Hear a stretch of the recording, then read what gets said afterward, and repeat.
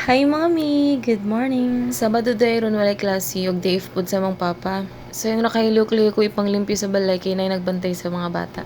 Tuwa day silang sky ug cloud sa kwarto gaduwa. So while gaduwa sila itik na tong opportunity nga makapanglimpyo ta. Humana di minangaon aning orasa. So naglimpyo-limpyo na lang ko, punas-punas, hugas plato, limpyo sa sala, kusina ug sa tibok balay. Around 9 AM na, so need na ta mag-prepare para paniudto na sad.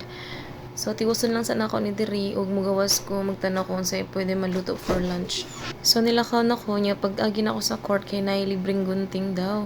So, nay mga bata dito galing niya. So, to ko na kay nangatabang no kay 50 pesos kaharo na magpagunting sa barbershop. So, nidiretso na ko diri sa karinderya sa akong mama kay magpalit kog itlog for cloud. Ug timing kaayo nga niagi si kuya na manigay og manok nagpalit kog 1 kilo para paniudto na mo. Nya balik na ta sa balay para makaluto na ta. So man ito na palit, upat ka itlog for cloud ug 1 kilong manok.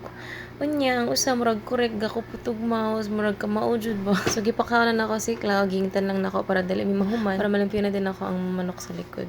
So pag human ako pakaon ni Cloud, kini diretso din kog limpyo sa manok. Tanaw lang ninyo mga mi kung giyon sa ako pagbalib-baling iyang mga bukog. Mito balisod ka ay kay gamit yung kutsilyo ba niya, need na ko baliw yung bukog para unod na lang din akong hiwaon. Basta mo na to.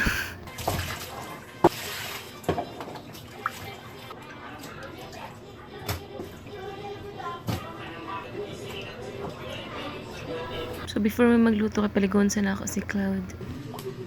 Toothbrush! Hey! And open your mouth. So magluto na mga mi. Iuna na to ang ahos ug bombay. Dayon ng manok. Patis. Ug sunod din na to ang asin ug paminta. Oyster sauce. Then tomato paste.